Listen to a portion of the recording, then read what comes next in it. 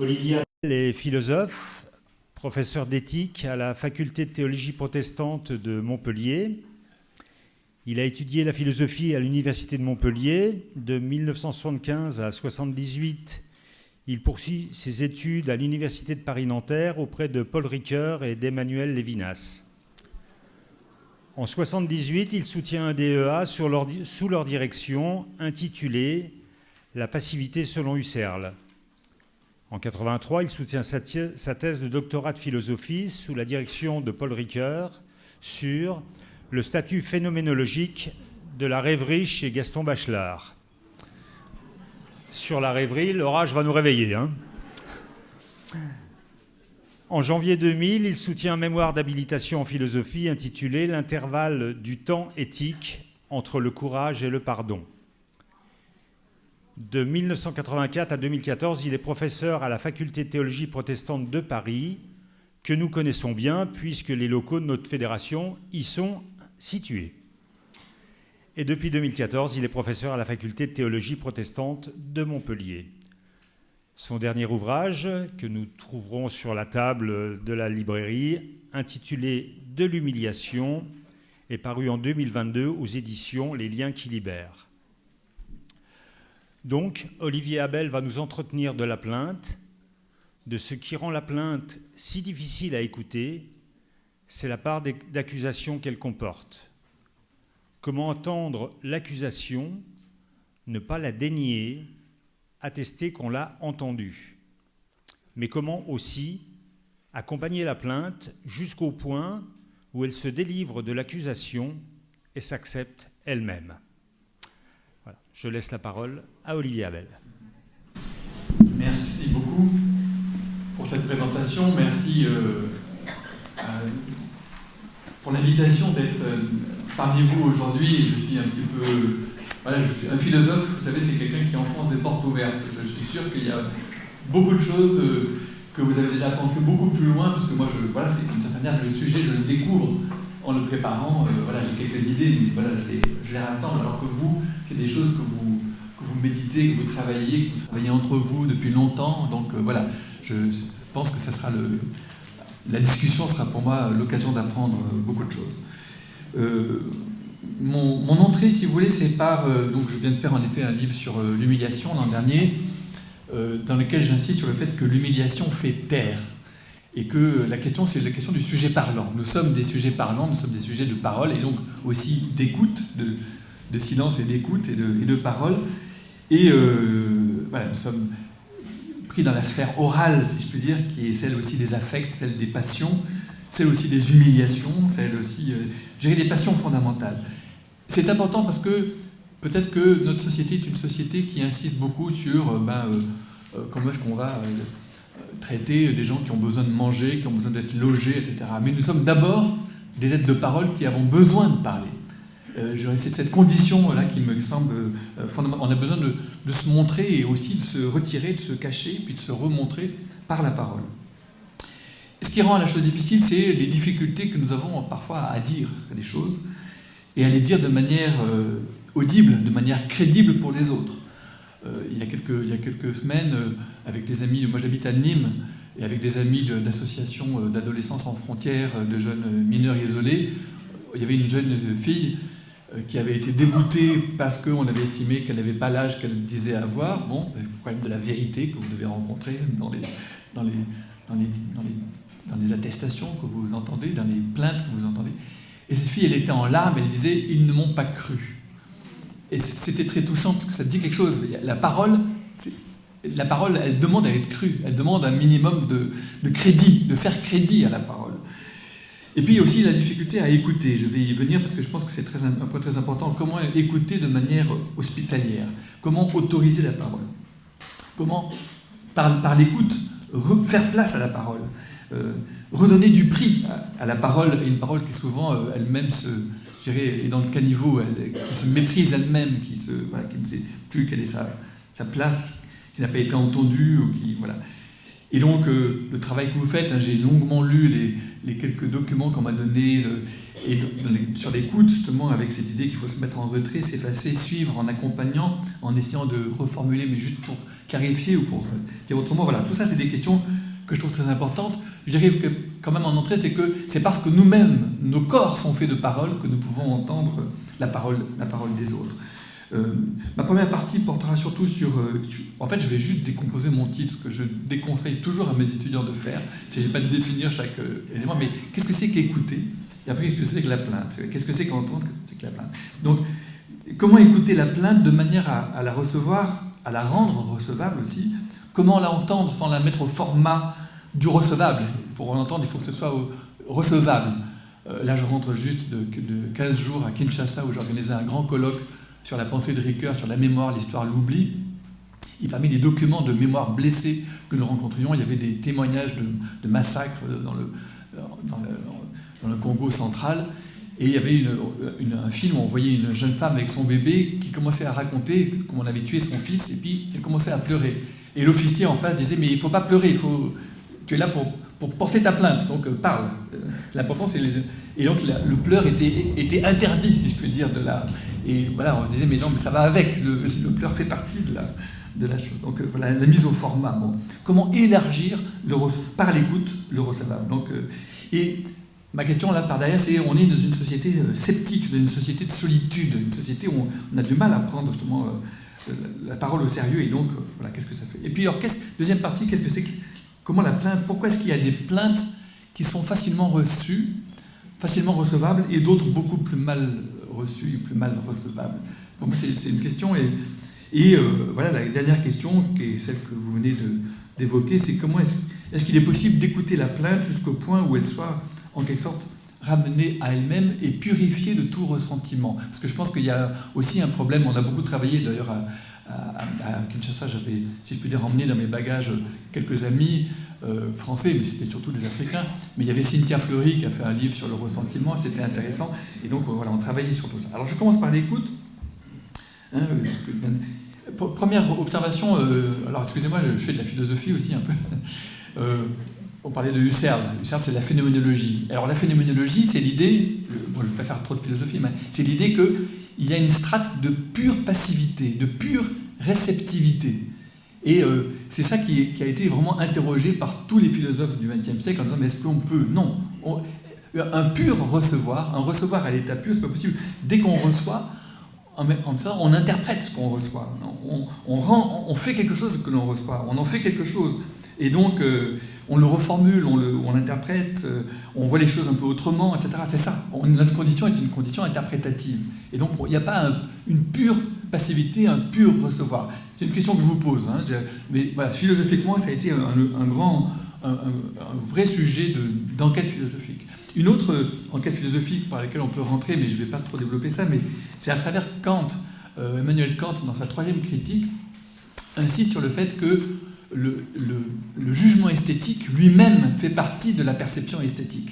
C'est-à-dire qu'en fait, l'expression de la joie, elle-même apporte de la joie, elle contribue à la joie. Donc, c'est un peu ma question, c'est est-ce que la louange précède la joie, ou est-ce qu'il y a une joie d'abord et puis on va l'exprimer, ou dans quelle mesure est-ce que ça l'augmente? Alors de la même manière, est-ce que la plainte, est-ce qu'elle exprime une souffrance qui est déjà là, ou est-ce que quelque part elle augmente la souffrance? C'est des questions, je pense, que vous devez rencontrer, et c'est des questions que, à mon avis, Kant pose de manière très, très forte. En tout cas, on a le sentiment à lire Kant que c'est au moins circulaire. C'est-à-dire en fait, le jugement, c'est-à-dire la parole qui exprime quelque chose, elle-même, elle produit quelque chose, elle a une dimension poétique, elle produit quelque chose de sa propre perception.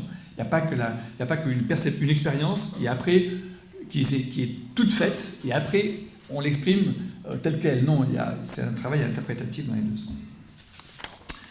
Une autre question, par exemple, aussi, qui me vient d'un autre philosophe, je ne sais pas pourquoi je fais trop de philosophie, c'est Ravesson. Félix Ravesson est un auteur du XIXe siècle, qui a écrit un tout petit traité, c'était sa thèse de philosophie, qui fait 60 pages, à l'époque, qui s'appelle L'habitude, de l'habitude. Voilà. Je vous le recommande.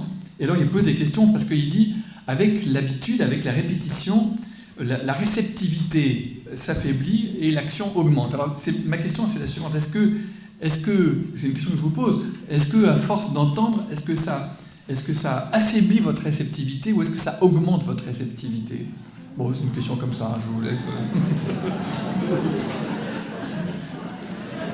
Ricoeur a des formules aussi magnifiques dans son travail sur la mémoire. Il a fait un petit texte sur la mémoire, sur les échanges de mémoire, sur les difficiles échanges de mémoire. Et il parle c'est un mot qui à mon avis peut être utile pour vous, il parle d'hospitalité narrative. Être hospitalier à la narration des autres, être capable d'entendre des récits. C'est-à-dire, avant qu'il y ait un sujet capable d'éthique, de responsabilité, il faut déjà des sujets capables de raconter et capables d'entendre des récits. Ça fait partie des strates fondamentales avant l'éthique, avant toute morale. Il faut être capable, il faut avoir cette capacité narrative. Voilà. Alors, mon premier problème est le suivant, et à mon avis, c'est ça qui est la force de l'écoute. Je reprends le titre de notre rencontre, joue un rôle très important. Je pense que Ricoeur a cette formule dans la mémoire Lister-Lobby, il dit il y a des témoins qui ne rencontrent jamais l'audience capable de les écouter et de les entendre. Il parle des grandes plaintes de l'histoire, mais ça peut être aussi partout.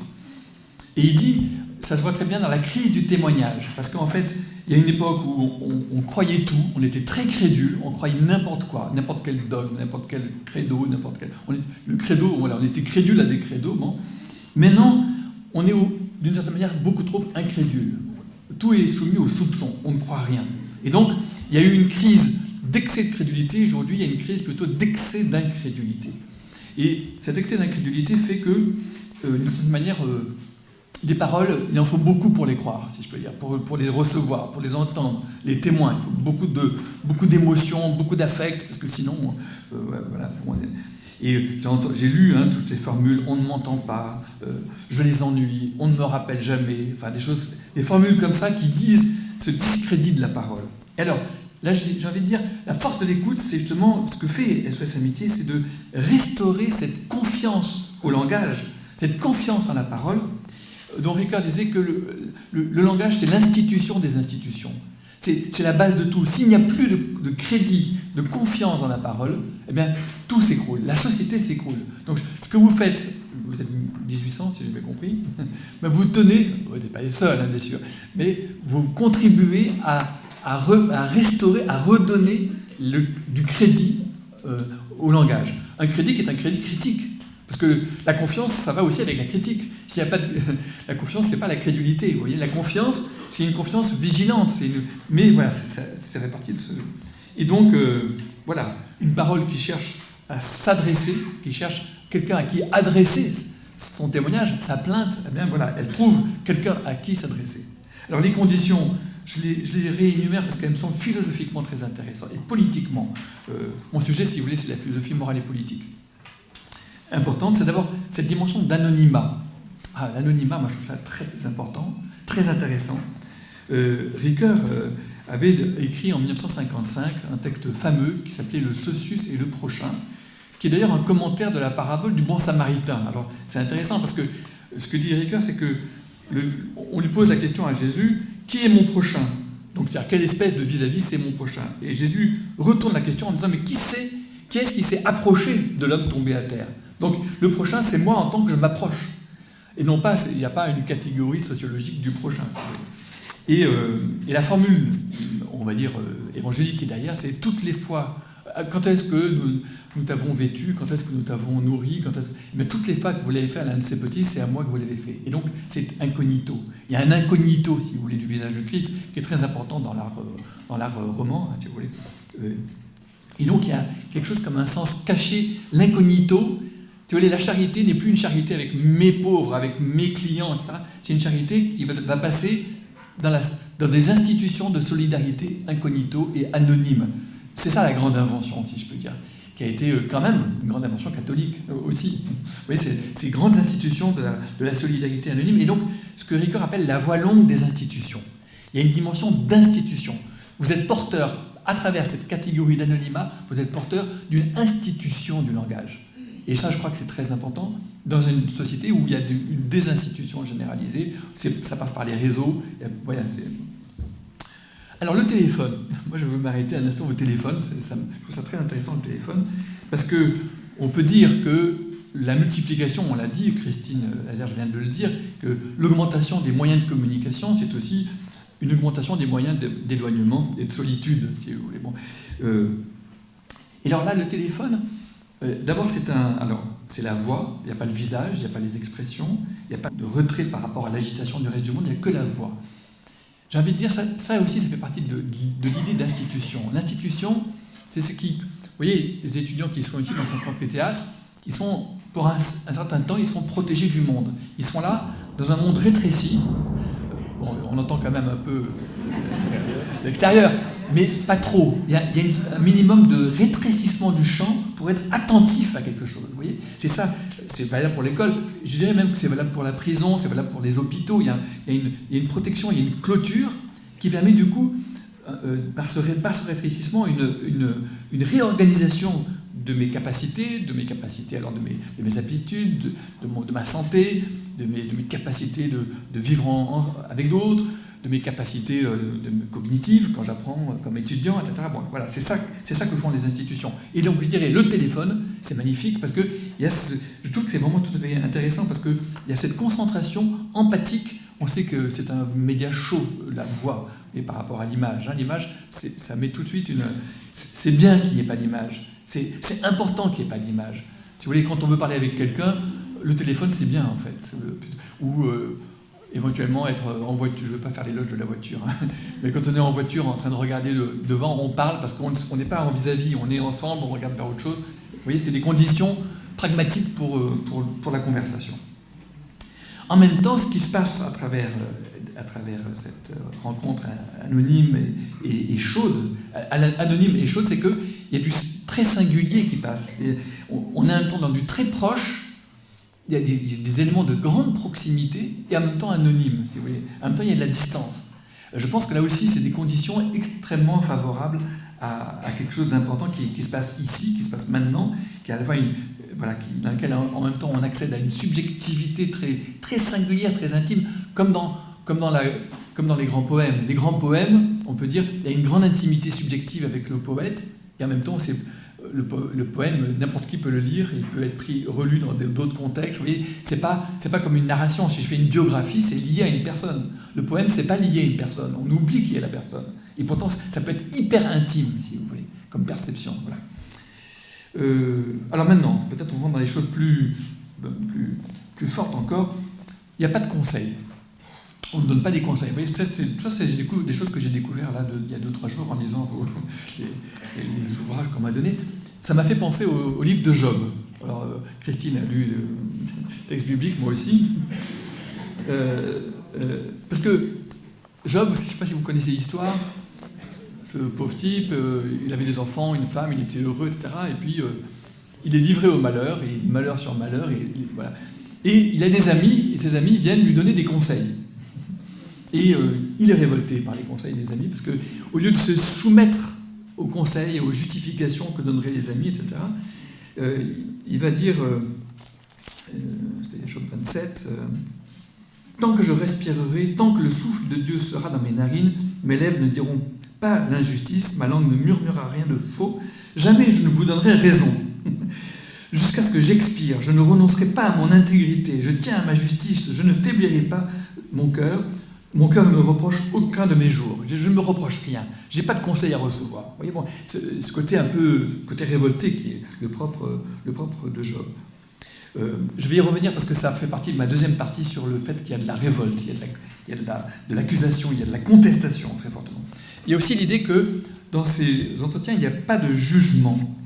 Là, je suis allé chercher un autre texte commenté par le philosophe Kierkegaard, qui fait un commentaire d'un autre passage des évangiles, qui est le passage sur les lys des champs et les oiseaux du ciel, et où il dit, l'évangile plein de compassion adresse le soucieux aux lys des champs et aux oiseaux du ciel. Alors il commence par dire, les lys des champs, on regarde en bas, les oiseaux du ciel, on regarde en haut. On n'est pas dans du vis-à-vis, visage à visage, ça.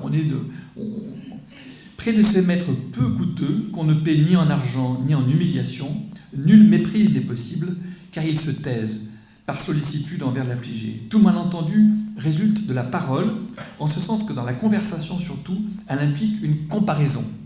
Alors ça, c'est un point intéressant. Dès qu'on est dans le langage, on est dans la comparaison. Comment faire dans une écoute pour ne pas être dans la comparaison? Le conseil, le jugement, forcément, c'est de la comparaison. Donc, essayer d'écarter tous les éléments dans lesquels on se sentirait comparé, d'une manière ou d'une autre. Bon. Et donc, dans le même texte, juste après, il dit, c'est pour ça qu'on est si bien avec des enfants, parce que les petits-enfants, ils ne jugent pas, ils ne comparent pas, ils sont dans un rapport. Un autre point que j'ai retenu, puis je vais arrêter là, cette litanie de choses qui me semblent, dans lesquelles j'enfonce des portes ouvertes pour vous, mais bon, c'est le fait que ce soit une écoute généraliste. Ça, c'est un point qui m'a semblé très très important, parce que en Afrique, justement, à Kinshasa, à Bukavu, là-bas, près du lac Kivu, dans la région des Grands Lacs, où j'ai été l'an dernier, il parlait beaucoup d'une approche holistique. C'est-à-dire, on prend les personnes sous tous leurs aspects, dans tous leurs états, et non pas, comme on fait de plus en plus aujourd'hui dans notre société hyper segmentée et technique, on les prend chacun sous un petit bout de profil. Alors, il faut aller à tel guichet pour ça, à tel autre guichet pour ça. Là, et c'est ça la force des associations, comme ce que vous faites, c'est prendre la personne comme un ensemble, dans son tout. C'est pour ça que je dis que c'est une approche holistique, une approche humaniste, on va dire, dans un sens très fort. Et donc, il y a une écoute inconditionnelle, parce que c'est pas à condition est-ce que tu rentres bien dans la catégorie qui me va ou pas. Voilà. C'est une hospitalité inconditionnelle dans ce sens-là. Il y a un petit point dans les brochures qui m'a accroché, sur lequel je vous lance une petite quelque chose d'un peu rebroussier. Vous insistez beaucoup, je ne sais pas qui c'est vous, hein, c'est sur la visée émancipatrice. Et je comprends très bien.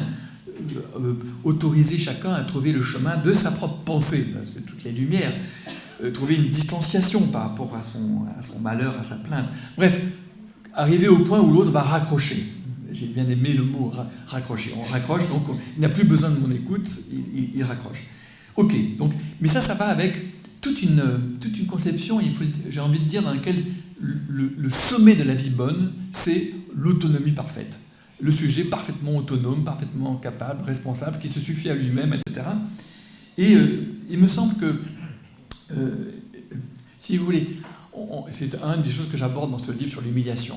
L'humiliation, traditionnellement, c'était la servitude. On était mis en état de servitude. Et par rapport à la servitude, il faut penser l'émancipation. Et les servitudes, c'est jamais fini. Et dans la famille, pour reprendre le mot de Christine tout à l'heure, les servitudes sont sans cesse réitérées. Il faut tout le temps faire ce travail d'émancipation dans tous les sens. Bon. Mais je pense qu'aujourd'hui, nous avons un nouveau problème qui est apparu. Au bout de ces 3-4 siècles d'émancipation qui font la modernité, on a un nouveau problème qui est apparu, qui est le problème de la solitude, ou plutôt le problème de l'exclusion. De la solitude involontaire. Il y a la servitude volontaire d'Étienne de la Boétie, mais il y a la solitude involontaire qui est au bout, je dirais, de notre programme civilisationnel. Il faut que chacun puisse être tout seul, entièrement autonome, puisse tout faire tout seul sans avoir besoin de personne. Je pense que c'est mortel. Je pense que Mireille Delmas-Marty, par exemple, et d'autres avaient proposé des déclarations d'interdépendance. Ça suffit l'indépendance. Il y a un moment, c'est important l'indépendance, c'est important l'émancipation. Mais il faut, aujourd'hui, il y a de plus en plus de gens qui sont exclus, qui se sentent, justement, que vous entendez, des gens qui se sentent superflus, qui se sentent jetés, inutiles. Eh bien, ceux-là, ils ont besoin, au contraire, qu'on tienne les liens, qu'on tienne... il y en a, je crois qu'il y a un groupe qui va travailler sur Patočka. Yann Patočka, il proposait ce qu'il appelait la solidarité des ébranlés. C'est une formule magnifique, la solidarité des ébranlés. Donc, on a besoin de repenser, j'ai envie de dire, la fidélité, la solidarité, l'interdépendance, tenir les liens, ne pas lâcher les liens pour un oui, pour un non, si vous voulez. Et je sais que ça, c'est pas... Je ne peux pas mettre ça comme projet pour vous, parce qu'il faudrait tenir le lien indéfiniment. Non, c'est pas possible, ça, je comprends très bien. Mais juste, c'est pas le but. Mais simplement, il faut donner le sentiment qu'on est toujours là. Parce que, ça va être ma transition avec la plainte, avec ma deuxième partie avec la plainte. Il y a beaucoup de ressassement, il y a beaucoup de répétitions dans les plaintes. On va voir avec... je fais une petite parenthèse. Je retrouvais tout à l'heure, en venant de Nîmes en train, je peux repenser à une formule de mon dernier enfant, Ulysse, mon garçon là, qui a 20 ans maintenant, et qui, quand il avait 6 ans, un jour m'avait dit « En fait, il ne faut pas confondre deux sortes d'infini. Il y a l'infini qui ne finit jamais, et il y a l'infini qui recommence tout le temps. » C'est pas mal. Je ne sais pas où il était allé chercher ça. C'est bien le fils d'un philosophe. Ouais, ouais. Ah, mais les paroles d'enfant, c'est toujours incroyable. Alors, je pense que vous avez affaire aux deux. Vous avez affaire à la plainte qui n'en finit jamais. Bon, et puis vous avez aussi affaire à la plainte qui recommence tout le temps, qui ressasse, si vous voulez, au ressassement. Et alors là, en grec, il y a un mot. Alors là, maintenant, je passe de la Bible au tragique grec. Hein. De toute façon, il faut toujours prendre les deux ensemble. Je prends l'Électre de Sophocle. La première phrase d'Électre, elle n'est même pas encore sur la scène, et on l'entend dire déjà de dehors, « Yoï, que je suis malheureuse ». Et c'est ce cri, « Yoï ». Alors, il y a un livre magnifique de Nicole Loraux, L-O-R-A-U-X, qui s'intitule « La voix endeuillée ». Je vous le recommande, c'est un livre sur la tragédie grecque et sur la voix dans la tragédie grecque, notamment la voix des femmes, qui sont là en deuil.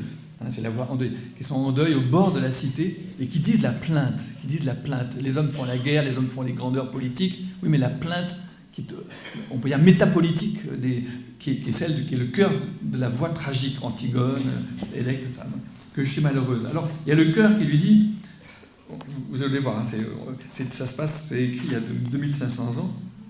Alors elle dit, ô demeure d'Hadès et de Perséphone, Hermès sous terre, puissante imprécation, et vous, Érynie, terrible fille des dieux, vous qui regardez ceux qui sont morts injustement, ceux dont on a pris l'épouse, vous venez, secourez-moi, vengez le meurtre de mon père. Alors, le cœur arrive et dit, mais pourquoi toujours gémir insatiablement? Et alors elle dit, mes amis, pour toute votre amitié, laissez-moi à mon mal. Ouais, aïe, aïe, je vous en supplie. Aïe, aïe, c'est le cri, c'est l'interjection de j'en peux plus. Ouais, voilà. Et alors le cœur reprend, mais pourquoi recherches-tu la douleur? On dirait, on penserait des échanges de SOS Amitié. Hein. Et, alors elle dit, ô malheureuse Niobé, toi qui es ma déesse, toi qui pleures, aïe aïe, dans la tombe de roche. Elle répète, vous voyez, elle répète. Alors l'autre qui dit, mais tu n'es pas la seule, parmi les humains à connaître la souffrance. Vous voyez, bon, les autres, ils essayent un peu comme les amis de Job quand même, excusez-moi. Et donc, voilà. Et alors, je dirais avec Nicole Loraux que voilà, le cri du deuil, c'est à la fois aïe aïe, l'interjection, et c'est aïe qui veut dire en grec toujours. C'est toujours. Ça recommence toujours. C'est jamais fini. C'est toujours du ressassement, si vous voulez. C'est ça qui. Mais chez Électre, c'est un toujours intraitable qui ne veut pactiser avec aucune sagesse. Elle n'est pas sage, elle refuse la sagesse. La sagesse, ce serait de laisser rentrer le tragique jusqu'au point où on devient sage. C'est la sagesse tragique qui apaise. On s'apaise à la sagesse tragique. Non, là, on est dans la pure révolte. Et on est dans l'horreur. Et du coup, pour le spectateur qui voit ça, qui est au bord de cette tragédie, on est dans la compassion, dans la pitié, en même temps que l'horreur. C'est Aristote qui avait pointé cette tension dans la tragique entre la pitié et l'horreur, entre la compassion et puis non, ça ne peut pas être moi, c'est moi, et puis non, mais ça ne peut pas être moi, je me sépare de ça. Il y a ce double mouvement très fort qu'on a dans la tragédie grecque. Donc, voilà, ça ce serait dans la tragédie grecque. Alors, avec Ricoeur a beaucoup travaillé les tragédies grecques, et c'était lui qui m'a fait, dans un texte qu'il a fait sur les Érynies, sur l'Orestide d'Échille, que j'avais pris cette inspiration. Mais Ricoeur, il a fait un autre texte très intéressant, enfin, il en a fait plusieurs, textes intéressants, mais je vais en prendre plusieurs de suite, et notamment un, dans un livre qui est peu lu par les philosophes, qui s'appelle « Penser la Bible », dans lequel il y a un chapitre sur les psaumes, comme la plainte, intitulée « La plainte comme prière ». Les psaumes, vous savez, ont une structure dans laquelle il y a souvent de la plainte et de la louange, de la tristesse et de la joie. Et le grand mystère des psaumes, qui sont des petits poèmes qui durent une demi-page, si vous voulez, c'est comme des excusez-moi, des haïkus, si vous voulez, mais un petit peu plus grand, mais c'est comment est-ce qu'on met ensemble une espèce de diptyque, comment est-ce qu'on passe de la plainte terrible à la louange. Et alors c'est le cas par exemple du psaume 22 que Ricoeur prend ici, et dans lequel il commence en disant « Mon Dieu, pourquoi m'as-tu abandonné ?» Donc vous voyez, c'est pas Jésus qui a inventé ça, c'est dans le psaume 22. « Pourquoi m'as-tu abandonné? Pourquoi te tiens-tu si loin? Pourquoi ne me sauves-tu pas? Pourquoi n'entends-tu pas mes cris? Mon Dieu, je crie le jour et tu ne réponds pas, je crie la nuit, etc. » Et peu à peu, il va dire « Mais il va parler de Dieu en disant car il n'a ni mépris ni dédain pour les peines du pauvre, il ne se détourne pas de lui, quand celui-ci l'appelle au secours, il l'entend, alors qu'il n'a rien entendu, hein, c'est lui qui continue à parler, si vous voulez. Bon. Et les pauvres mangeront, ils seront rassasiés, ils loueront le Seigneur, ceux qui le cherchent, etc., que leur cœur vive à jamais. Vous voyez, on bascule peu à peu vers la partie louange de ce psaume. Ce que Ricoeur commence par dire, il dit, la prière, c'est un des actes de langage. Il s'appuie sur Wittgenstein, hein, sur des auteurs qui travaillent sur la diversité des genres de langage, des genres, pas seulement littéraires, mais des genres d'actes de langage. Et il dit, la prière est un des actes de langage les plus primitifs, qui expriment des expériences qui nous excèdent. Et parce que ça nous excède, forcément, ça touche à l'inhumain, ça touche aux érinies, aux puissances diaboliques, ou ça touche à Dieu, au divin, ça excède l'humain, si vous voulez. Et donc, c'est l'idée que par la prière, on parle à l'autre, on parle à l'hyper-autre, à quelque chose qui est absent, qui est loin, mais en même temps qui est peut-être dans le cœur. C'est une parole adressée à l'autre. Hein. Donc, voilà, se plaindre, c'est parler de soi à quelqu'un d'autre. Il y a ce double mouvement qui est très important dans la plainte qu'on peut... Et le sentiment primordial, c'est le sentiment d'abandon, de solitude, de déréliction, hein, d'être abandonné, etc. Mais alors, ce qui me semble très fort, c'est que Ricoeur insiste beaucoup là-dessus, et on l'a déjà vu, et je reviens avec le Job, c'est qu'il y a de l'accusation. Dans tout cela, il y a beaucoup d'accusations. Je vais d'abord le reprendre chez Kierkegaard, l'auteur dont je parlais tout à l'heure. Il a dans la répétition, dans la reprise, il dit « Où suis-je? Que veut dire le monde? Que signifie ce mot? Qui m'a joué le tour de me plonger dans le grand tout et de m'y laisser? Qui suis-je? Comment suis-je entré dans le monde? Pourquoi n'ai-je pas été consulté? Pourquoi ne m'a-t-on pas fait connaître les us et coutumes au lieu de m'incorporer dans les rangs comme si j'avais été acheté par un racoleur de matelots? Comment ai-je été intéressé à cette vaste entreprise qu'on appelle le monde? Dois-je être intéressé, etc. Oui, il y a cette accusation. Et alors dans le livre de Job, alors là ça revient tout le temps, écoutez mon propos, donnez-moi seulement cette consolation, permettez-moi de parler, et quand j'aurai parlé, tu pourras te moquer. Mais pourquoi ne perdrai-je pas patience? Tournez-vous vers moi et soyez atterrés, mettez la main sur votre bouche, quand j'y pense, je suis saisi d'épouvante. Un frémissement s'empare de ma chair. Pourquoi les méchants vivent-ils? Pourquoi vieillissent-ils? Pourquoi reprennent-ils même des forces? Leur descendance s'affermit devant eux, avec eux. Et aujourd'hui encore, ma plainte est une révolte. Ma main étouffe mon gémissement. Ah, si je savais où le trouver, si je pouvais accéder au lieu où il est, il parle de Dieu, hein, j'exposerais mon droit devant lui. Vous voyez, il y a une protestation, une contestation de Dieu extrêmement... Une accusation. Dieu, il accuse Dieu. Et donc, voilà, il y a dans la plainte, il y a la demande, mais il y a aussi la réclamation, il y a l'accusation, il y a la revendication. Et c'est très important qu'il y ait ça. Il y a une injustice, il y a un sentiment d'injustice. La plainte, l'accusation, elle peut être contre la société, elle peut être contre certains autres, elle peut aussi être contre soi, parce que justement, une des premières manières de sortir de la plainte, c'est de dire que le malheur est une punition. Et je pense que c'est quelque chose que vous devez rencontrer souvent. Ricoeur, il a cette formule, la première et la plus tenace des explications offertes par la sagesse, est celle de la rétribution. Toute souffrance est méritée parce qu'elle est la punition d'un péché individuel ou collectif, connu ou inconnu, passé, oublié ou présent, etc. Et donc, voilà, donc il y a cette idée-là. Et alors, comment est-ce qu'on va sortir de cela? Parce que je pense que c'est là qu'on a affaire avec cette plainte, je dirais, accusatoire. Hein.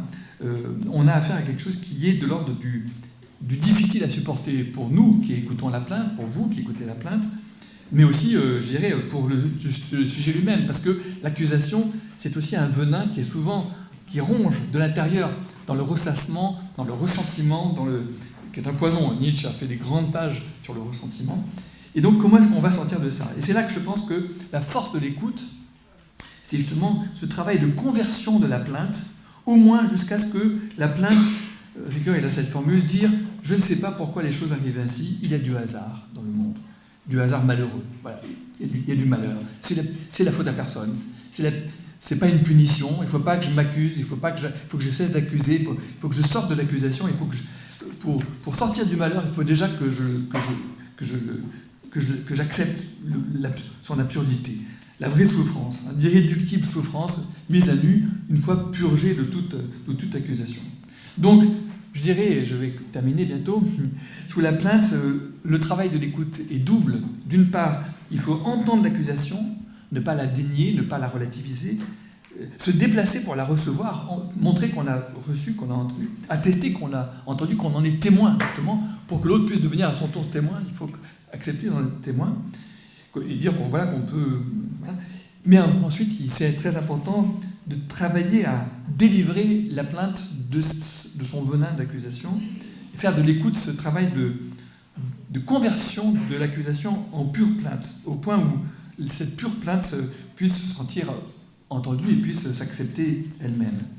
En même temps, alors je conclus en disant, la force de l'écoute, oui, la force de l'écoute, c'est de refaire crédit à la parole, la force de l'écoute, c'est de transformer la parole, de l'accompagner dans un travail de conversion. Quand je dis conversion, ça n'a rien de religieux, c'est un travail de... comment est-ce que je dirais, de catharsis, on pourrait dire, ou on pourrait dire peut-être certainement en termes psychanalytiques aussi.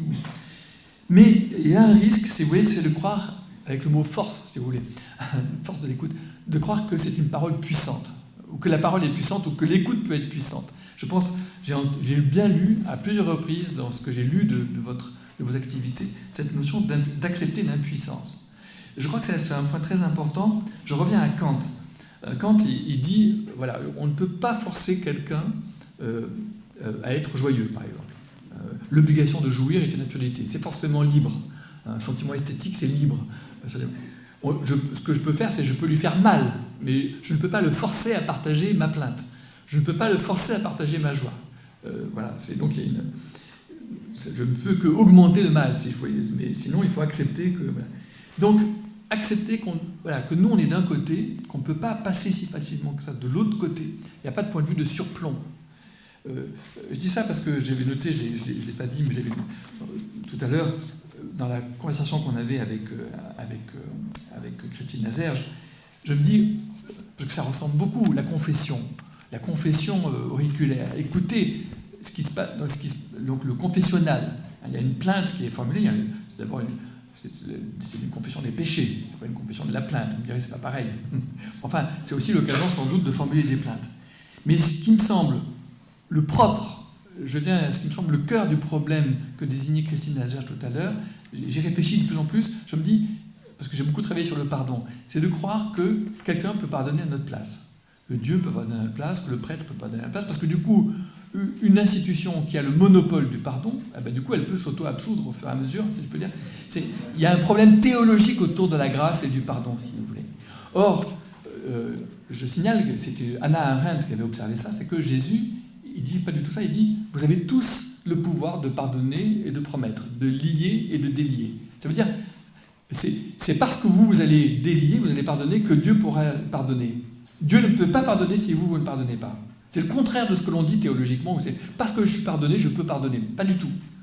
Jésus, il ne cesse de dire le contraire. Car en fait, personne ne peut pardonner à notre place. Mais vous voyez, ça va changer. Si on accepte cette formule-là, ça va changer complètement l'ecclésiologie, si vous voulez.